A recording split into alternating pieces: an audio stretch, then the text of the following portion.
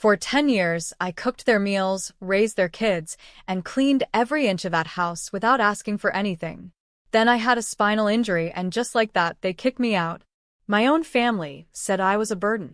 I ended up living in a tent, completely abandoned. But the moment they found out I had secretly won $2 million, they all came running back. But they had no idea I wasn't the same woman they threw away. So before we continue, please make sure to like and subscribe. It really helps the channel grow. Thank you so much if you've already done it, and let me know in the comments which state or country you're watching from. So now, let's continue our story. The eggs burned again, but I still plated them, hoping nobody would notice, because if I had to hear Melissa complain about undercooked yolks one more time, I might actually scream. Mom, did you switch the laundry? David shouted from upstairs. No good morning, no hello. I was already reaching for the second load. Logan, 14 going on tyrant, dropped his empty bowl on the counter without looking at me. We're out of cereal. I bit my tongue. Use the bag I just bought yesterday, I said. It's already gone, Madison mumbled, scrolling her phone with her feet propped on the table. I didn't even ask how that was possible. I moved through the house like a ghost in sneakers, grabbing backpacks, folding the throw blankets Melissa always left crumpled on the couch, refilling the coffee pot she never thanked me for. 12 years of this. 12 years since my husband passed. And I moved in to help out while they got on their feet with the twins. That was the plan. A year, maybe 2. But they got used to me picking up after them, cooking every meal, babysitting, paying for field trips, cleaning up accidents, and birthday confetti. I sold my car to cover a heating bill once, and never bought another one. I cashed out part of my pension when they needed help with the mortgage. Every time I mentioned, maybe moving out, David would say, Mom, we need you. It's just not a good time. And I believed him. I told myself they appreciated me. They were just stressed, busy, distracted. That morning, I was wiping down the counters when I overheard David talking to someone on the phone. Yeah, she's still here. Basically, like live-in help. Takes care of the place, cooks, babysits. Yeah, it's convenient. He laughed. Not mean, not bitter, just casual, like I was a thing. My hand froze on the sponge. I waited, hoping maybe I misunderstood. But then I heard Melissa from the hallway. We'd be drowning without her. But let's be real. She's not going anywhere. What else would she do? I backed into the pantry, holding my breath like they couldn't hear me. My ears burned. I felt stupid standing there like a spare part. Later, as I folded towels in the laundry room, I tried to shake it off. Maybe they didn't mean it that way. Maybe I was reading too much into it. But then Logan called from the living room. Grandma, where's my other cleat? I didn't answer fast enough. You had one job, he said. Melissa added, he has practice in 20 minutes. Can you get it together? I brought the shoe and went back to folding. My legs ached. My back was tight. I kept looking at my hands, shaky again. That wasn't new. My fingertips had been tingling for weeks. Sometimes I had to grip the sink to stay upright after mopping. But I pushed through. Always pushed through. I sat down for just a minute after they left. A rare moment of silence. I picked up my cold toast and stared at the clock. It was only 8:53 a.m. My day hadn't even started. And that was the first time I let myself whisper something I hadn't dared say out loud in over a decade. They don't love me. They just use me. I tried to shake it off, but my phone buzzed. David again. Can you pick up dry cleaning? No, please. No, thank you. Just orders. Just expectations. I stood, knees popping, heart heavy. I thought the worst was realizing they didn't appreciate me. But the worst was knowing I let it happen. I was halfway up the stairs, gripping the rail with one hand and dragging the vacuum behind me when my legs buckled without warning, and I dropped like a sack of laundry, the vacuum crashing down the steps, clattering so loud I expected someone to come running. But no one did. I sat there, frozen, pain radiating from my back, my legs numb, heart pounding, waiting to hear footsteps, a gasp, something. Instead, I heard David laughing from the living room, Melissa shouting at Logan about screen time, and Madison yelling back that she didn't care. I tried calling out, but my voice cracked halfway. I pushed myself upright slowly, every joint screaming, and limped down with the vacuum like nothing had happened. You okay, Mom? David glanced at me half interested. Just tripped, I lied, forcing a smile. He didn't even mute the TV. Melissa didn't look up from her phone. Can you still clean the upstairs bathroom? She asked. And the baseboards, too. They're getting dusty, Logan added, not missing a beat. Grandma, my laundry stinks. Can you redo it? Madison called from the hallway. I nodded like a fool and went right back to scrubbing toilets, my fingers tingling and knees throbbing, knowing I should stop, knowing I wouldn't. I'd been here 12 years. 12 years of wiping their messes, packing lunches, driving the kids everywhere, giving up everything, even my pension, even my car. David once said the extra insurance was too much. So I sold it without a fight. I'd convinced myself this was love, that they needed me, that I had purpose. But that day, something cracked. The second fall happened 2 nights later in the kitchen. I had a pot of boiling water in my hands. My legs gave out again, and I went down hard, burning my wrists and spilling water across the tile. I remember seeing Melissa's shoes stop in the doorway. What happened? She asked, flat as ever. I couldn't even answer. My jaw was clenched too tight. David took me to the ER hours later after he finished watching a game. When I woke up, I was in a hospital bed, wrists bandaged, legs limp, a nurse explaining spinal compression and rehab, and the words, maybe not at all, lodged in my brain like a knife. So, how long till you're walking again? David asked when they showed up. Melissa didn't even sit. Madison wore earbuds. Logan played a game on his phone. I told them what the nurse said. Melissa crossed her arms. Our house isn't really set up for a wheelchair, she said. David nodded. And the kids, they're busy. They can't really help with lifting or anything. I looked between them. You want me to stay somewhere else? Melissa avoided eye contact. You'll get better care in a facility, she said. We'll visit, David added. Yeah, weekends maybe. Then they left. That was it. No hug, no plan, no concern, just gone. I laid there for hours, staring at the ceiling, trying to understand how I became this disposable. I thought back to every meal, every school pickup, every night I stayed up with a sick grandchild while they slept soundly upstairs. I wasn't family to them. I was staff. The next morning, a nurse wheeled me to the lobby and waited and waited. They said they'd pick you up, she said. I called David. No answer. Tried again. Voicemail. Melissa picked up eventually. We're really swamped today, she said. Maybe tomorrow. Then hung up. I sat in that lobby for 3 hours before a social worker called a shelter. The driver didn't say much, just looked at me like I was something pitiful in his rearview mirror. I wasn't pitiful. I was angry. But I saved the tears for the cot they gave me in a shared room that stank of old socks and bleach. I lay down slow, every part of me aching, staring at the cracked ceiling. And all I could see was David sitting on that couch laughing while I lay on the stairs waiting for someone, anyone to care. And I knew right then, deep in my bones, that the chaos was only beginning. The cot creaked every time I shifted, and my wrists ached from the bandages. But worse than the pain was the silence. No calls, no messages, no "how are you" from anyone I had once called family. 30 days passed in that crowded shelter where the showers ran cold, and the nights were louder than I could stand. I folded my clothes tight every morning just to keep a sense of dignity. I cleaned my shared space, helped 2 women with their paperwork, and kept to myself, but my mind never stopped circling back to David and Melissa. One morning, the woman in the bunk beside me nudged me with her phone. Is this your family? She asked. My heart froze. It was a Facebook post. Melissa in a resort pool with a margarita, Logan doing backflips off a hotel diving board, and Madison holding a sign that said, Best spring break ever. I couldn't breathe. The caption read, Much needed family getaway. #blessed family first. Family first. I nearly dropped the phone. That same night, I scrolled more and saw Logan in a video mimicking a limp and yelling, Where's Grandma? Oh, wait.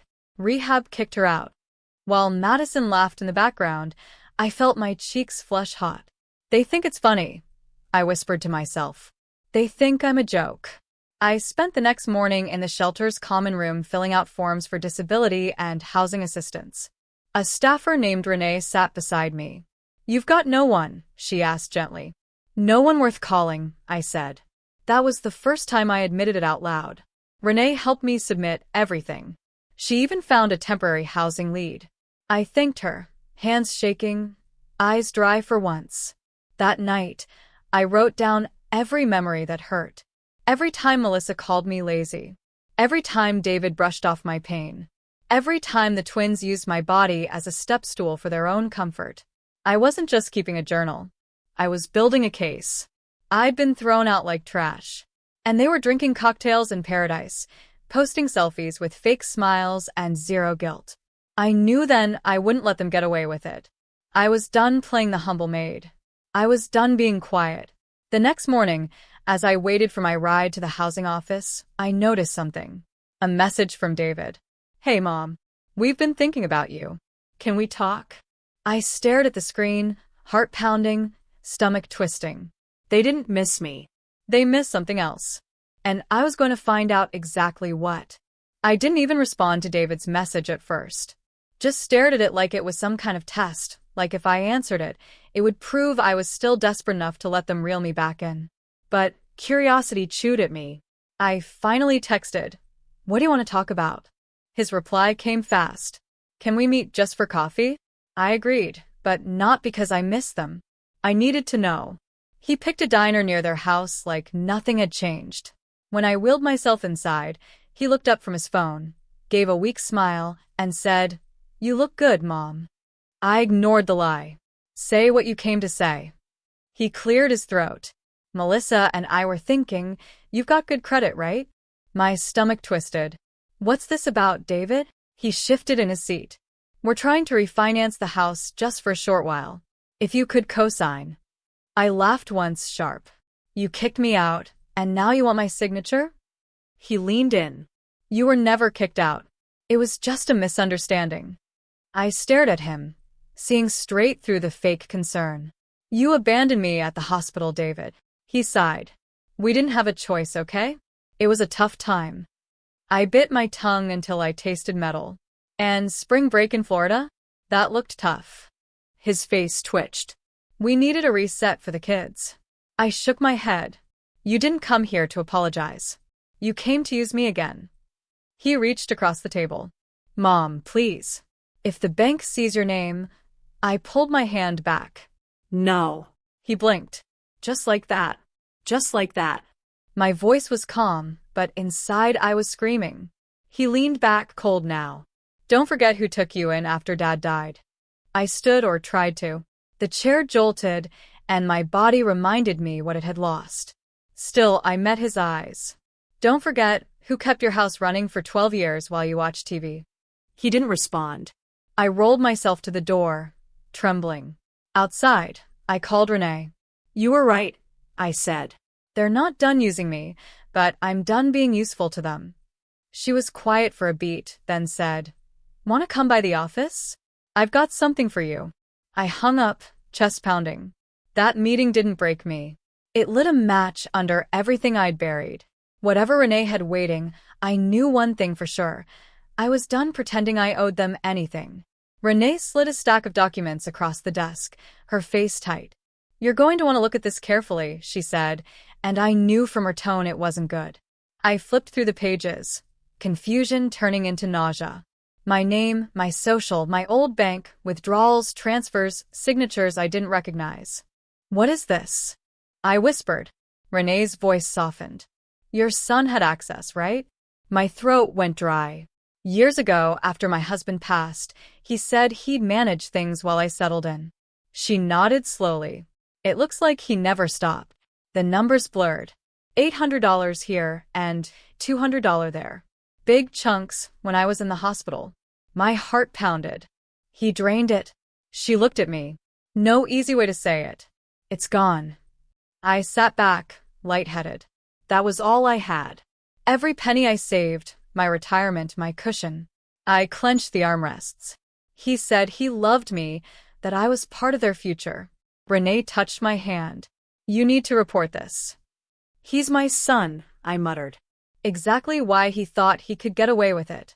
I stared at the ceiling, the white tiles, the flicker of the light above us. Every memory of cleaning that house, folding their laundry, skipping doctor appointments to babysit. How blind was I? I pulled my phone from my purse and called David. He picked up after 2 rings. Hey, Mom. Everything okay? You took my savings? I said, my voice shaking. What? He laughed. No, that account was just sitting there. I thought it was for the family. You forged my name. I snapped. Silence. Then look, let's not make a big deal. A big deal? I barked. I have nothing now because of you. He exhaled. You're overreacting. We've all had to make sacrifices. I made sacrifices, I said, fire rising in my chest. You made theft, he scoffed. Come on. You've lived with us rent-free for years and worked like a servant. I snapped, while you laughed and spent and planned vacations. His voice turned cold. If you go to the police, don't expect to hear from us again. I hung up. I didn't want to hear from them again. I sat in Renee's office, silent, shaking, but something inside me began to settle. A new kind of calm, the kind that comes when you hit bottom and realize the only way left is up. Let's file the report, I said. Every document, every cent. I'm not protecting him anymore. Renee gave a slow nod. We'll start today. I looked out the window at the busy street, people moving like nothing was wrong, but something was very wrong, and I wasn't going to sit in that silence ever again. The phone buzzed just as I was folding laundry at the housing center, and I almost ignored it. Another telemarketer, probably, but something in my gut told me to answer. Is this Mrs. Margaret Taylor? The man asked. My chest tightened. Yes. Who's this? He cleared his throat. My name is James Keller. I'm an estate lawyer representing a trust. We've been trying to reach you for several weeks. My pulse skipped. Why? Papers rustled on his end. You purchased a lottery ticket back in January. Power jackpot. Random pick. The ticket was never claimed, but our system flagged the purchase under your old debit card. I nearly dropped the phone. What are you saying? He paused like he was waiting for me to catch up. Mrs. Taylor, you won $2 million minus taxes. It's been sitting in escrow while we located the original purchaser. My legs buckled. I had to sit. No, that can't be. I bought that ticket when I was still at my son's. Yes, he confirmed. We'll need to verify identity and signature, but it's yours. We can begin the process today. My fingers trembled. I thought I'd lost everything. He softened. Well, now you haven't. I didn't sleep that night. My mind kept racing. $2 million. Me. After living in a shelter, after begging for a cot, after being dumped like garbage, I didn't tell anyone at the center. Not yet. I needed to move carefully. Renee was the first. I told her, and her jaw dropped. You're serious? I nodded. Dead serious. What are you going to do? She asked. I sat still. First, get it in my account quietly. Then I decide. A week later, the transfer cleared. I stared at my bank app, unable to breathe. My account balance had gone from 0 to numbers I never thought I'd see. I didn't buy anything. I didn't even move. I waited because I knew somehow the universe was just setting the stage. And then, almost like clockwork, David texted me again. Hey, Mom. We heard something. Can we talk? I stared at the screen. They knew. They knew. And now they'd come crawling, pretending to care. I didn't reply. I closed the message, locked my phone, and went outside to breathe real air, not the recycled shame I'd been fed for over a decade. This time, I wasn't helpless. This time, I had power and I wasn't about to waste it on apologies. I was sorting through a box of donated clothes in the shelter's common room when I saw them standing at the doorway. David and Melissa, both dressed a little too nice for a casual visit, eyes darting around like they were trying not to breathe the same air as everyone else. I straightened up slowly, my stomach turning. What are you doing here? I asked, trying to keep my voice steady. David forced a smile. We just wanted to check on you, Mom. Melissa stepped forward. The driver said, "You sure this is the right address?" And I just nodded, my voice stuck somewhere between my ribs, and I asked him to keep going. I didn't even bother getting out because walking into that house now, or rather rolling in, wouldn't fix anything. It would only humiliate me further. I wasn't ready to let them see the tears that were already pooling in my eyes. I had spent weeks trying to believe maybe they were overwhelmed, maybe scared, maybe they just needed time.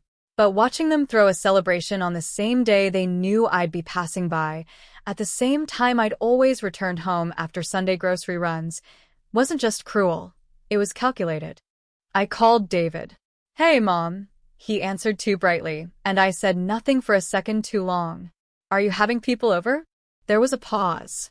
Then he muttered, "Oh, it's just a small thing, Melissa's work friends, nothing big." I closed my eyes, trying to imagine which part of her work involved a cake that said, "New Beginnings." And then I said quietly, "So, you're celebrating I'm gone."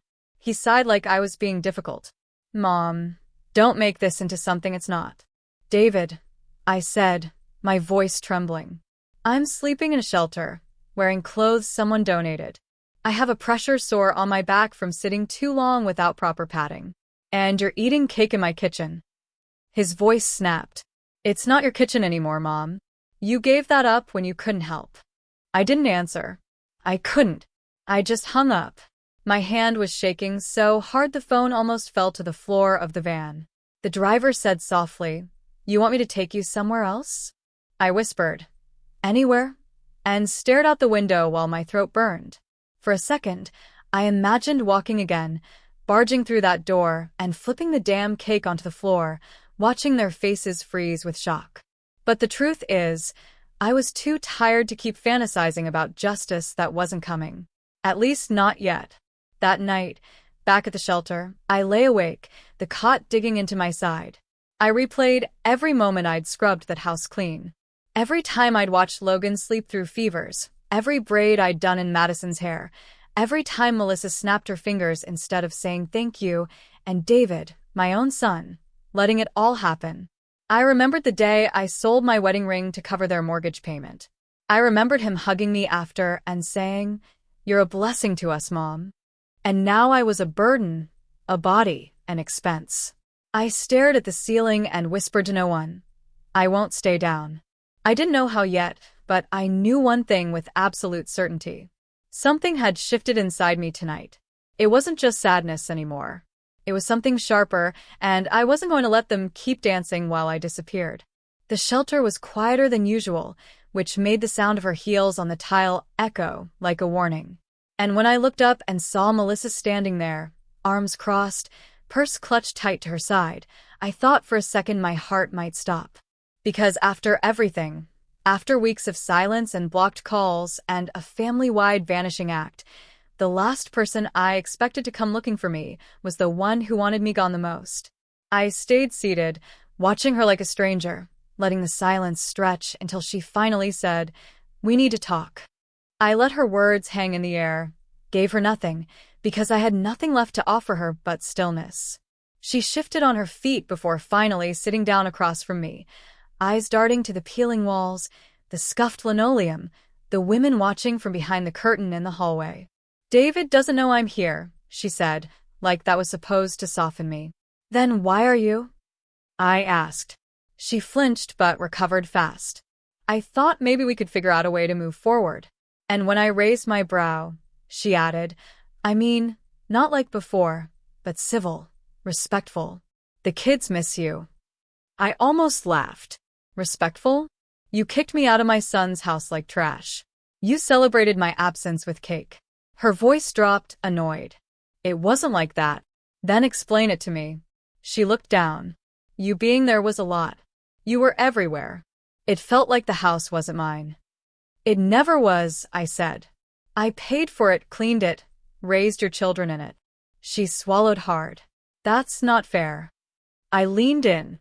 What isn't fair is watching a woman beg to do laundry with numb hands and still being asked to make popcorn afterward. For a moment, she said nothing, then with a sigh, she replied, "You were falling apart and we didn't know how to help." You didn't even try. The silence thickened. She picked at her nails, then whispered, David's been different since you left, angry, blaming me. I folded my arms. You don't get to feel sorry now. You wanted me gone. Now you've got it. Her eyes finally met mine. I came to tell you something. He filed papers for guardianship of your medical decisions. My heart dropped like an anchor. What? He's trying to get control. Says you're not stable. That the fall did something to your thinking. That's a lie, I whispered. He says he just wants to protect you. I laughed, bitter and low. Protect me? He left me in a hospital with no ride home and a bag of donated clothes. She shifted again, looking guilty now, but the damage was already pulsing through me. I thought maybe you should know, she added, before it's official. My voice cracked. Why tell me? She hesitated. Because he's not the man I married anymore, and maybe I don't want to be the woman who let him become this. I looked at her, really looked. She was thinner, eyes darker, something unraveling under that practiced cold. And in that second, something inside me stirred. Not forgiveness, not trust, but a flicker of use. You want to help? I asked. She nodded slowly. Then prove it. Help me take it all back. She stood uncertain, then said, Call me when you're ready. And just like that, she walked out, leaving behind more questions than answers. But one thing was clear. There was a crack in the wall now, and I planned to wedge it wide open. They thought I'd crawl back, that a few fake apologies and forced smiles would erase 12 years of being their maid, nanny, nurse, and doormat. But I didn't. I took that money and built a life they'll never touch. I bought a quiet little home 2 towns over where no one rolls their eyes when I speak. I hired a private chef just because I can. And when David called, pretending to check on me, I told him, the woman you kicked out doesn't live here anymore. I'm done being their convenience. I'm not their mother, their free help, or their fallback plan. I'm mine now. And I sleep well, because I walked away. And they'll never get a second chance to throw me out again.